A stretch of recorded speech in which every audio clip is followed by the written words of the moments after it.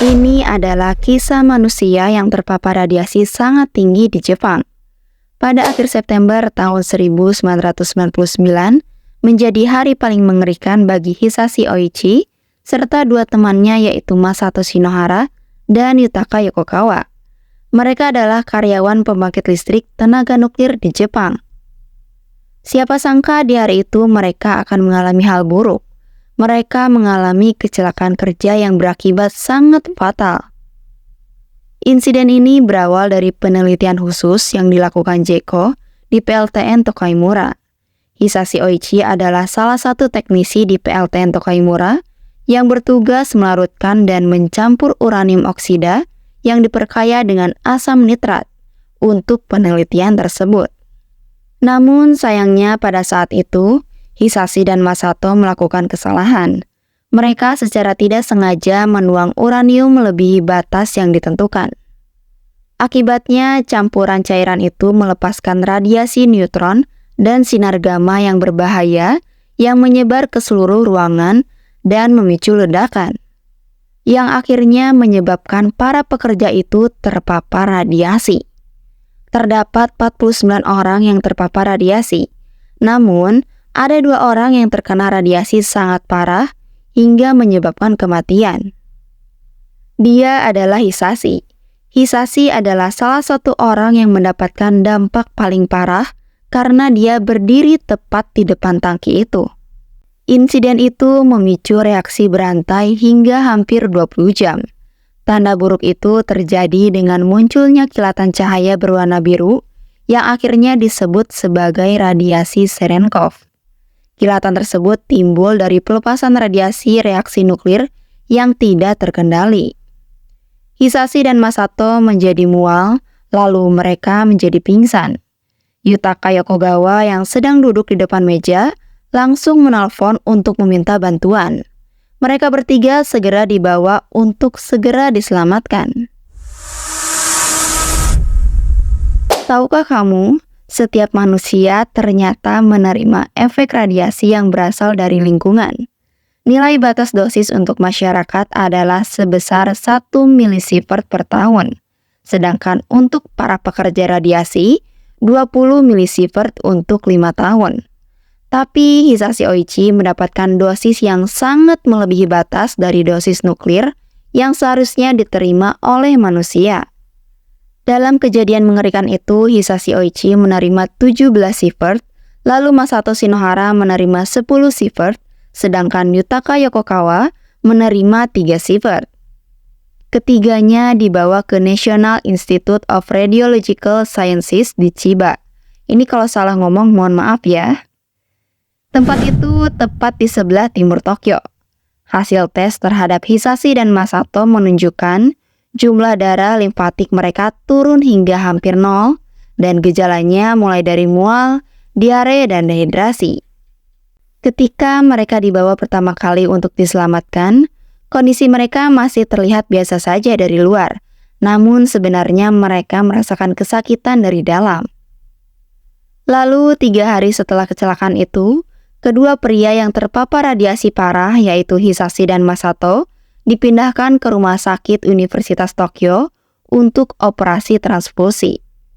Dan hal itu disebut sebagai satu-satunya harapan untuk mengaktifkan kembali fungsi penghasil darah mereka. Hisashi sempat menerima transplantasi sumsum tulang dari saudaranya, sedangkan Masato mendapat transfusi darah dari tali pusar yang membeku. Semakin hari, kondisi Hisashi semakin memburuk.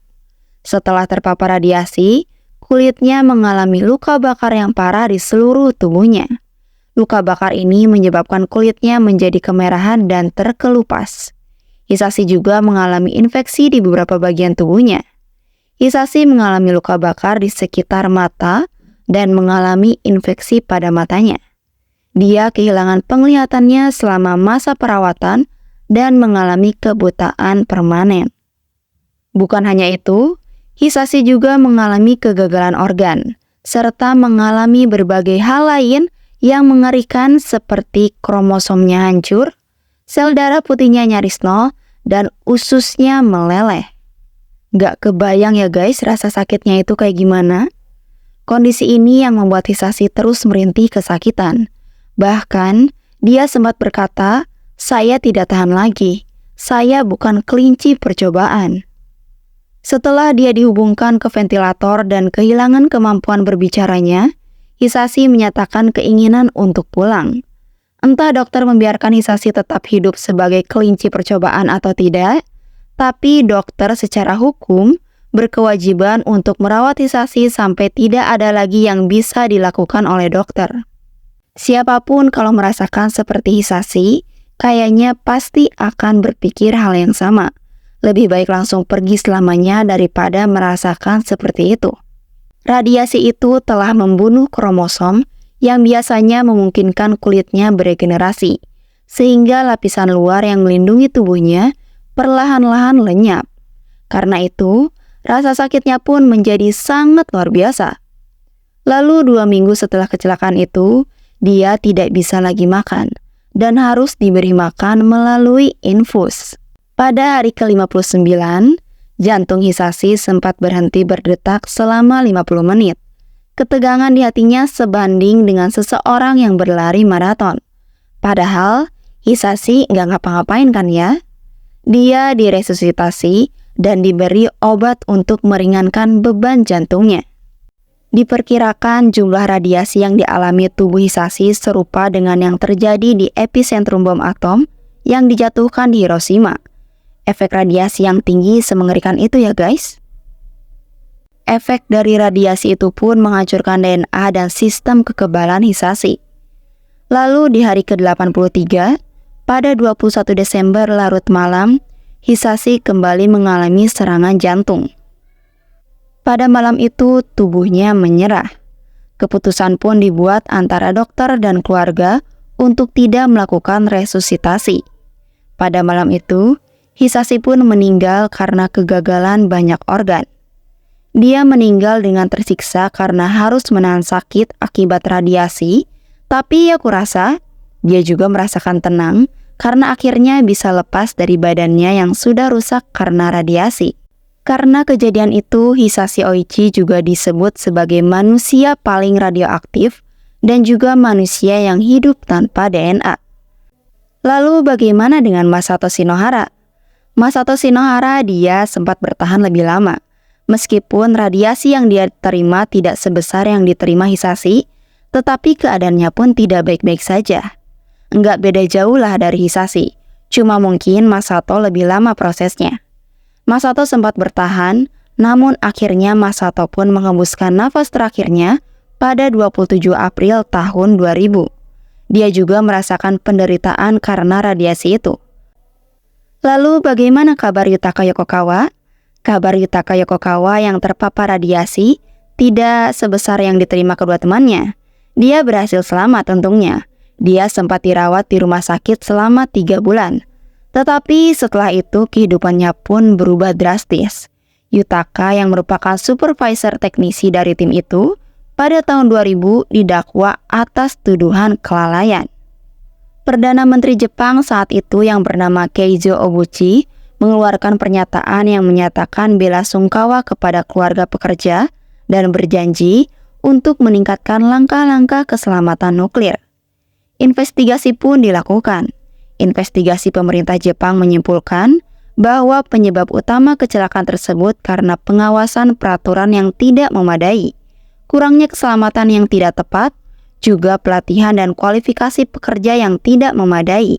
JECO tidak menerapkan aturan-aturan yang dikeluarkan oleh pemerintah Jepang terkait prosedur keamanan dan langkah-langkah mengolah uranium menjadi reaktor. JECO juga tidak menetapkan kualifikasi khusus bagi karyawan yang bekerja di perusahaan tersebut, sehingga para pekerja yang punya pengetahuan tentang nuklir sangatlah minim. Hisashi dan Masato pun tidak berpengalaman tentang nuklir. Dan pada akhirnya 6 pejabat dari perusahaan yang mengoperasikan pembangkit listrik tersebut didakwa karena telah melakukan kelalaian profesional dan melanggar Undang-Undang Keselamatan Nuklir. Namun pada tahun 2003, pengadilan memberi mereka penangguhan hukuman penjara. Lalu perusahaan serta salah satu pejabatnya juga dikenakan denda, dan dikabarkan perusahaan itu juga bangkrut. Dokter utama yang merawat Hisashi dan Masato, yaitu Dokter Mekawa, dia merasa gagal dan merasa hancur karena ketidakmampuannya untuk memahami banyak gejala dari Hisashi dan Masato. Setelah itu, dia memutuskan pensiun sebagai dokter untuk mempelajari efek radiasi pada tubuh manusia. Untuk kalian di luar sana yang kerjanya di tempat berbahaya, dimanapun kerjanya, apapun kerjanya, semoga kalian selalu selamat ya, agar bisa pulang bertemu keluarga atau orang tersayang lebih lama. Ingat, selalu hati-hati karena hari sial tidak ada di kalender. Dan ingat, orang yang menyayangimu menunggumu pulang dengan selamat. Untuk Hisashi dan Masato, semoga sekarang kalian berada di tempat baik dan bahagia. Dan itulah kisah Hisashi yang kini dikenal sebagai manusia paling radioaktif. Sekian video kali ini, terima kasih banyak yang udah nonton. Sampai jumpa di video selanjutnya. Bye-bye.